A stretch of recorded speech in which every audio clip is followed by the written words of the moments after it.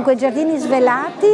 si terrà qui a Treviso, questa seconda sessione del 2024, quella autunnale, nei giorni 12 e 13 ottobre. Uno straordinario viaggio nei giardini privati, in quei giardini appunto che spesso sono chiusi e che in questa occasione si svelano ai cittadini, con la possibilità quindi di vedere anche la trasformazione del paesaggio, della natura, attraverso la trasformazione dei colori che questi giardini assumono nel periodo autunnale. Quindi un invito a tutti, trevigiani, turisti e non solo, a tutti coloro che scelgono questo weekend qui a Treviso per poter vedere e godere di questa meraviglia.